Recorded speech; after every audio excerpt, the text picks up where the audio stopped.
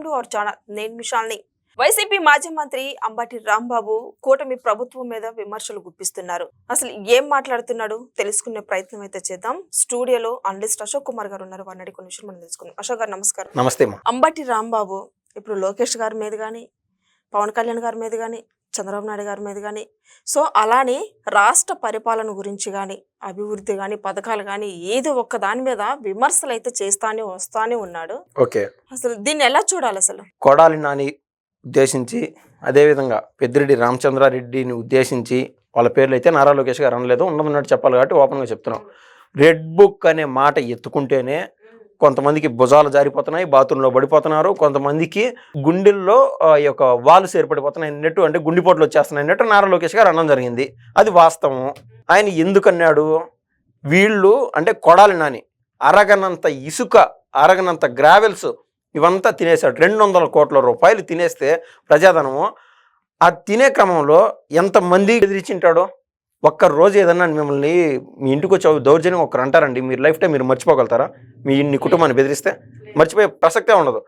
కొడాలి నాని కూడా ఆ యొక్క గుడివాడ నియోజకవర్గాన్ని కేంద్రంగా చేసుకొని కేవలం గుడివాడ కేంద్రంగానే 200 కోట్లు సంపాదించారంటే వాళ్ళు అక్కడ ఉండేటువంటి జీవనం కొనసాగిస్తూ ఉండే మనుషులు ఎంత నరకయాతన చూసింటారో, ఎంతమంది ఫ్యామిలీస్ గోడు పడుతుంది కొడాలి నానికి పడి ఉంటుంది.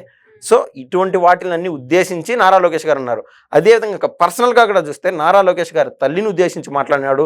నారా లోకేష్ గారు తండ్రి అయినటువంటి బాబు గారిని ఉద్దేశించి అంత అసహ్యంగా, నీచంగా ఆయన అంటున్నాడు కదా, ఏది హార్ట్ అటాక్ వచ్చింది కాబట్టి బాగలేనప్పుడు ఈ మాత్రం మాట్లాడతావారు నారా లోకేష్, ఒళ్ళు బలిసిన మాటలా అన్నాడు కొడాలి నాని.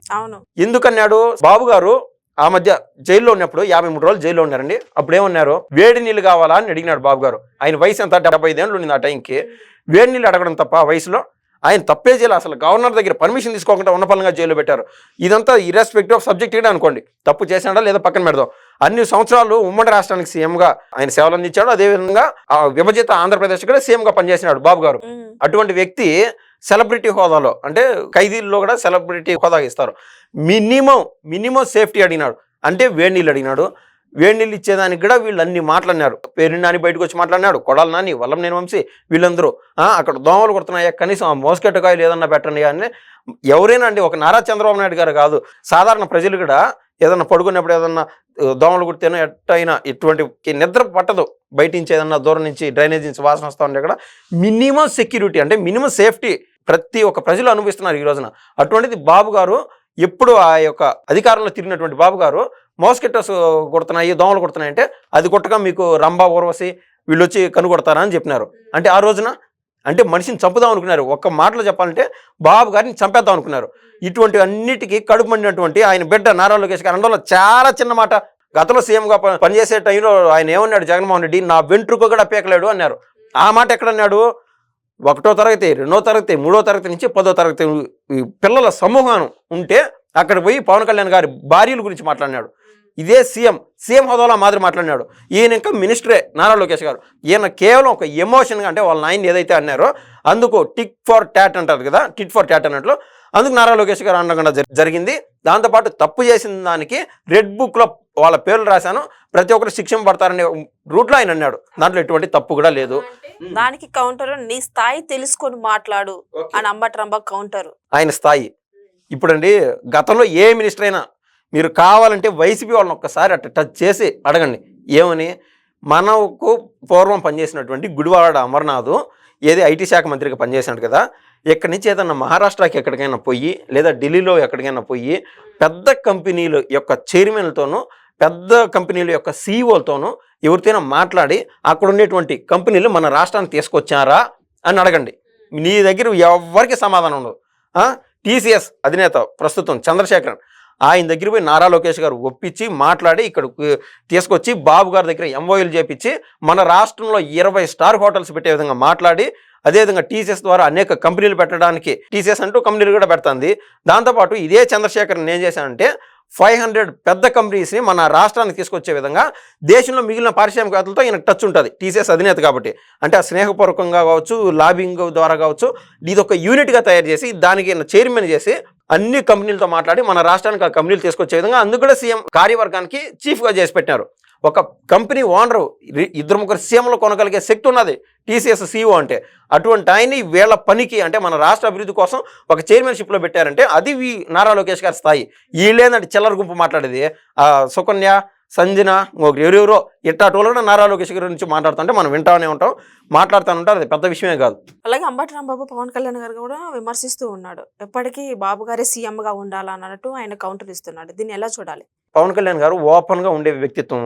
ఆయన ఏమన్నాడంటే ఇప్పుడు మనది ఇండియాలో మాకు అంటే తెలంగాణ వాళ్ళకి దేశంలో కల్లా ఎక్కువ క్యాపిటల్ జనరేషన్ వస్తుంది, అంటే ఇన్కమ్ ఎక్కువ వస్తుంది. మేము సంపాదించే డబ్బు మా రాష్ట్రానికే మేము వెచ్చించుకుంటాము, మా దగ్గర నుంచి వచ్చే రెవెన్యూ మేము దేశానికి ఇవ్వలేము అని తెలంగాణ కనుక చెప్తే ఎలా ఉంటుంది? మొత్తం అంటే దేశం ఈ విధంగా ప్రతి రాష్ట్రం విచ్ఛిన్నం అయిపోయి ఎవరి బతుకులు బతుకుతూ ఉంటే ఇదే తెలంగాణ పైకి విదేశాల్లో ఉన్నటువంటి డొనాల్డ్ ట్రంప్, రష్యా వాళ్ళు అంటే విచ్ఛిన్నం అయిపోతాయి. కాబట్టి ఏమవుతుందంటే ఇండియా మనంతా ఒక యూనిట్గా ఉండాలి. ఇక్కడ కూడా అంతే, మాకు అంతో ఇంతో బలం ఉంది అంటే పవన్ కళ్యాణ్ గారు ఒక తెలంగాణ అనుకోండి, అంతో ఇంతో బలం ఉంది, మేము పోటీ చేస్తాం, గెలిచినా ఓడిపోయినా అంటా ఉంటే అది సమగ్రతకి న్యాయం చేకూర్చదు. సో బాబు గారికి బలం ఉంది, పవన్ కళ్యాణ్ గారికి బలం ఉంది. ఇద్దరికి ఎప్పటికంటే వీళ్ళిద్దరూ north pole and south pole అన్నట్లు కాదు, ఇద్దరు సౌత్ పోలే. అంటే ఇద్దరు ఒక్క వరలో ఇమ్మడగలిగే కత్తులే వీళ్ళిద్దరు. కాబట్టి ఇద్దరు ఆలోచనలు ప్రజలకు మంచి చేయాలనే ఆలోచన వీళ్ళిద్దరికి.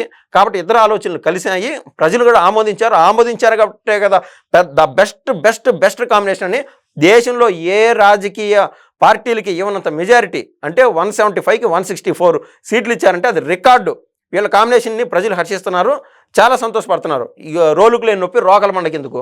అలాగే కూటమి ప్రభుత్వం వచ్చి 10 నెలలు అవుతున్నా కూడా ఇచ్చిన హామీలు ఏవి కూడా పథకాలు అమలు చేయలేదు, కానీ అమలు చేయకుండా P4 అని ఒకటి చెప్తూ ఉన్నాడు. దీన్ని ఎలా చూడాలి మరి? అంబటి రాంబాబు గారి కంటే ముందు జగన్ గారు కూడా అన్నారు ఏమని, ఏదో P4 అదొక తలతిక్క వ్యాపారం ఉంటుంది, ఇది ఏదో రకరకాలుగా మాట్లాడడం జరిగింది.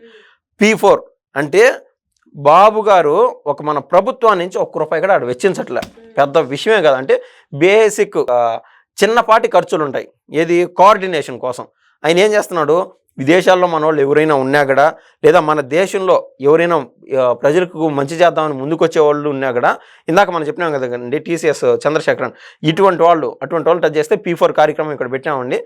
అంటే అట్టడుగు స్థాయిలో ఎవరైతే ఉంటారో వారి జీవన ప్రమాణాలు పెంపొందించే విధంగా, ఫర్ ఎగ్జాంపుల్ ఒకరు డైలీ వారి జీతం కూడా తీసుకోలేకుండా 200-300 కూడా సంపాదించుకోలేకుండా వాళ్ళ ఆలోచన ఎట్లా బతకాలో తెలియకుండా ఉన్నప్పుడు వాళ్ళ ఆలోచన అంటే మరి అది ఎక్కడికైనా పోయి చైన్ స్నాచింగ్ చేసేయాలా, ఇంకొకటి ఏదన్నా మర్డర్లు చేసేయాలా, ఈ రకాన్ని ఏర్పడిపోతుంది. అంటే ఇటువంటి మన సమాజంలో అసాంఘిక శక్తులు పెరగకుండా బాబు గారు తన వంతు ప్రతి ఒక్కరి జీవన ప్రమాణాలు, నేను రోజుకు 700 సంపాదించుకోగలుగుతున్నా, నా బిడ్డకు నేను చదువు చెప్పించుకోగలుగుతున్నా, నాకు డైలీ వారి ఇంటికి ఖర్చులకు అందుతున్నాయి అని చెప్పి వాళ్ళు కూడా ఒక స్టెబిలిటీ లైఫ్లోకి వస్తారు. ఇలా ఆలోచన చేయడం ఏమన్నా తప్ప? ఏమన్నా ప్రభుత్వం నుంచి ఏమైనా ఖర్చు పెడుతున్నాను, I replaced the super 6 with P4 అని వీళ్ళేం చెప్పలే అసలు. ఆయన చెప్పిన ప్రెస్ మీట్ కూడా అయినాను, P4తో అంట సూపర్ 6ని రీప్లేస్ చేసి అంటున్నారు. రేపు మే దాటిన తర్వాత చూడండి ఎన్ని పథకాలు అమలవుతున్నాయి సూపర్ 6లో. ఆడబిడ్డలకి ఉచిత బస్సు ప్రయాణం అంటూ రానుంది, అన్నదాత సుఖీభవ ఆటోమేటిక్గా కేంద్ర సహకారం అందిస్తుంది, మన రాష్ట్ర ప్రభుత్వం కూడా డబ్బులు వేస్తుంది. అదేవిధంగా DSE ఎగ్జామ్స్ వస్తున్నాయి, ఏది ఎండాకాలం దాటి పిల్లలకి చదువులు చెప్పే విధంగా గవర్నమెంట్ టీచర్లు రెడీ అయ్యి 18,600 పైచీలకు పోస్టింగ్. ఇంకా అదేవిధంగా తల్లికి వందనం రానుంది. మ్యాక్సిమం మే తొలివారం లెక్కలు ఎన్ని పథకాలు అమలైపోతాయి. పండగ వాతావరణం కనిపించే విధంగా వచ్చి రాకముందే 4,000 రూపాయలు కలిపి పాతది జగన్మోహన్ రెడ్డి పెట్టిన ఏదైతే బకాయి ఉన్నదో అదొక 3,000 కలిపి 7,000 ఇచ్చారు వచ్చి రాకముందే. ఒక పండగ వాతావరణం అండి. జగన్మోహన్ రెడ్డి చెప్పినట్టు నేను 1,000 రూపాయలు పెంచుతానని చెప్పి సంవత్సరానికి ఒక 250 అని అవతాతలు పెంచుతానని చెప్పి అట్ట చెప్పలేదు బాబు గారు. ఉండేది చెప్పినాడు, 1,000 రూపాయలు వచ్చిన తొలి నెల నుంచే పంచుతున్నాడు. ప్రతి నెల తొలి రోజే డబ్బులు పడిపోతున్నాయి, లేదా ఈ నెల ఆఖరి రోజు డబ్బులు వేసేస్తున్నారు, వచ్చి చేస్తున్నారు అవతాతలకి. ఆ విధంగా అంటే మంచి హృదయంతో చేసుకుంటా పోతున్నారు. సరే, మొన్న మాజీ మంత్రి రోజా ప్రెస్ మీట్ పెట్టి మాట్లాడింది, అంటే నెలకు వచ్చేసరికి పింఛన్ ఇస్తే సరిపోతుందా, పింఛన్ ఇచ్చి అన్ని పథకాలు అమలు చేస్తున్నట్టు మీరు ఫీల్ అవుతున్నారు అని మాట్లాడుతుంది. దీన్ని ఎలా చూడాలి? అదే అండి, ఇప్పుడు పప్పులు బెల్లాలు పెట్టి బంగారం కాజేసినట్టు గతంలో జగన్మోహన్ రెడ్డి అందరికీ DBT ద్వారా డబ్బులు వేసేసేవాడు అకౌంట్లో. ఆయన పని ఆడికి అయిపోయింది. ఇప్పుడు ఇదో నా స్నేహితుడు చూడండి ఏం చేస్తున్నాడు, PUBG ఆడుకుంటున్నాడు అడుగుచ్చొని. ఆయనకి నా పనితో ఆయనకి ఏం పనిలే. సేమ్ జగన్మోహన్ రెడ్డి ఏం చేస్తున్నాడు, నా పని అయిపోయింది అని చెప్పి ఆయన పాటికి ఆయన పబ్జీ ఆడుకుంటూ ఉంటాడు. సేమ్ నా ఫ్రెండ్ మాదిరినే, పెద్ద తేడా ఏముండదు. అంటే రాష్ట్ర ప్రజల్ని పరిపాలించే అతను జగన్మోహన్ రెడ్డి నా పని అయిపోయిందంటే డీబీటీ ద్వారా డబ్బులు వేసేసాను అని చెప్పి ఆయన పని ఆయన చూసుకుంటున్నాడు. కానీ డీబీటీ ద్వారా డబ్బులు ఎక్కడెక్కడి నుంచి కాజేసావు నువ్వు? బీసీలకు వెళ్ళాల్సిన డబ్బులు సక్రమైన మార్గంలో అక్కడ పోలా. బీసీ కార్పొరేషన్ అంటూ ఉంది, అక్కడ దాంట్లో నిధులు లేవు. అంతెందుకు అంటే లక్ష్మీపార్వతి, ఆ లక్ష్మీపార్వతికి అదేదో తెలుగు సంఘం అంటే ఏదో ఇచ్చారు, దాంట్లో ఆఖరికి కుర్చీలు బల్లలు అయ్యగడలే ఉంటాయి, ఇంకా బుక్కులు ఏమి కొంటారు. ఆవిడకి అది ఇచ్చి ఏం లాభమో? నీకు కేవలం బయట తిరిగేదానికి, హోదా కోసమే చెప్పుకోవడానికి నందమూరి కుటుంబంతో నాకు విరోధం ఉండదు కాబట్టి బయటికి ఏదో అనుమతించేసినట్టు ఆమె బిల్డప్ మింగలేదు కక్కలేదు. ఆ విధంగా ఏ యొక్క కార్పొరేషన్లోనూ డబ్బులే లేవు, లేకుండా అంతా డీబీటీ ద్వారా చేసినారు. ఇండివిజువల్గా ఆ బాడీ సెటిల్ డెవలప్ అవుతాయి అంటే ఎస్సీలకి ఎస్టీలకి వాళ్ళకి ఇవ్వాల్సిన డబ్బులు సక్రమైన మార్గంలో వాళ్ళకి ఇచ్చేస్తే వాళ్ళు ఏదన్నా వాళ్ళ బ్రతుకు తెరులు జీవన ప్రమాణాలు పెంపొందించుకునే విధంగా వాళ్ళంటూ బ్రతుకుతారు. ఈ విధంగా చేయాలి, డబ్బులు వేసేయడం గమనం ఉండడం. ఈ రోజు ఎప్పుడు లేని విధంగా జగన్మోహన్ రెడ్డి ఈ రోజు బయటికి రావాల్సి వస్తుంది. అంటే ప్రభుత్వం ఏర్పడిన తర్వాత జనం ఇప్పుడు కనిపిస్తున్నారు. అదేవిధంగా ఆయన ఇంకొక మాట అనడం జరిగింది, జగన్మోహన్ రెడ్డి కన్నా ప్రజల్లోకి వస్తే మీరు తట్టుకోలేరు అంటున్నాడు. రాకనే కదా ఈ స్థితికి వచ్చింది. ఇప్పుడు జగన్మోహన్ రెడ్డి ప్రజల్లోకి రాలేడు అంటే ఆ టైం కూడా దాటిపోయింది. ఎందుకంటే కాకాని గోవర్ధన్ రెడ్డి ఎక్కడ తప్పించుకొని తిరుగుతున్నాడో మనకు తెలీదు. వల్లంనేని వంశీ, నారా లోకేష్ గారు చెప్పినట్టు రెడ్ బుక్ రాజ్యాంగం అమల్లో ఉండదో ఎట్లుండదో మనం అంటే ప్రతిదీ 200 కోట్ల రూపాయలు ఆయన స్కామ్ చేశాడు అనేది క్లియర్ కట్ ఎవిడెన్సెస్ ఉన్నాయి. మీకు వీళ్ళకేమైనా కక్షిగా ఉంటే మళ్ళీ చెప్తున్నాను, వీళ్ళకేమైనా కక్షిగా ఉంటే వీళ్ళ ప్రభుత్వం ఏర్పాటు చేసినాక తొలి నెలకే వీళ్ళందరినీ అరెస్ట్ చేసినవాళ్ళు. ఆ కక్షపూరిత వాతావరణం లేదు.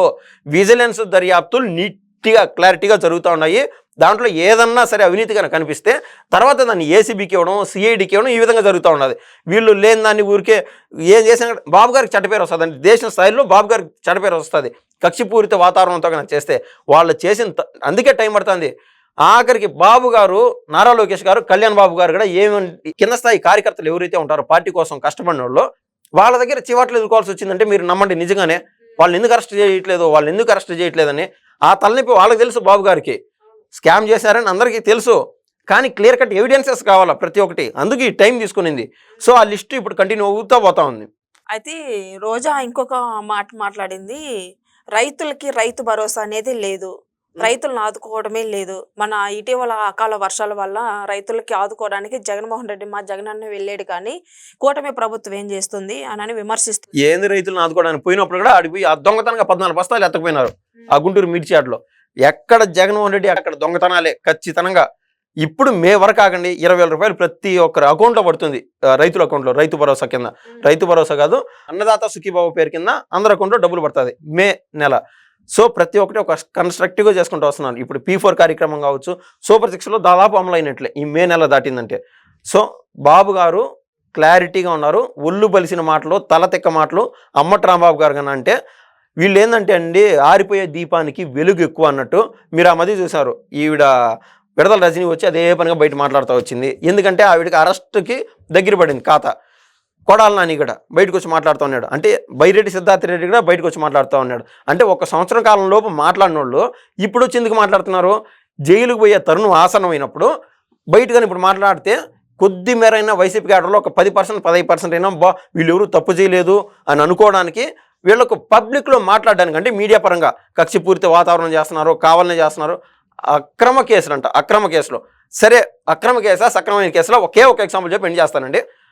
ఒళ్ళు బలిసిన మాటలో బోర్గడ్డ అనిల్ మాట్లాడినాడు, బాగా మాట్లాడినాడు బోర్గడ్డ అనిల్. అంతెందుకు ఇప్పుడు దాకా మనం మాట్లాడినటువంటి అమ్మటి రాంబాబు అసెంబ్లీలో మాట్లాడినాడు నారా లోకేష్ గారి తల్లి గురించి. ఇదంతా వెటకారంగా అంతగా ఇతనేళ్ళ ముందు బొక్కలో వీళ్ళకి కక్షపూరితంగా చేసే పరిస్థితి బాబు గారి దగ్గర లేదు. కానీ ఈయన ఏదైతే ఆ బిల్డింగ్కి సంబంధించి అన్నలదమ్ములు చేసినారో గుంటూరులో, ఆ కేసులో అయితే ఖచ్చితంగా జైలుపోతాడు. ఆ టైం అయింది ఇది. మీరు చట్టం, న్యాయాన్ని, ధర్మాన్ని మీరు నమ్ముతారు కదా. ఆ రోజున బోర్గడ్డ అనిల్ని ఎందుకు అరెస్ట్ చేయాల? మీరు సక్రమంగా పని చేసినంటే మీకు మాట్లాడే హక్కు, వెసులుబాట్లు ఉంటాయి. అరెస్టే చేయలా అంటే మన రాష్ట్రంలో అసాంఘిక కార్యకలాపాలని పెంపొందించే విధంగా మీరు ఎంకరేజ్ చేశారు. ఒక మాటలో చెప్పాలంటే ఇటువంటి తూతుమరగాలు మాట్లాడితే నారా లోకేష్ గారు కించెత్ కనురెప్పార్చి అంత టైం కూడా ఇవ్వాల్సినంత పని లేదు. స్థాయి గురించి మాట్లాడే హక్కు సంజనాకి, సుకన్యాకి లేదని నేనైతే చెప్తున్నా. అంతే అండి. Thank you. ధన్యవాదాలు.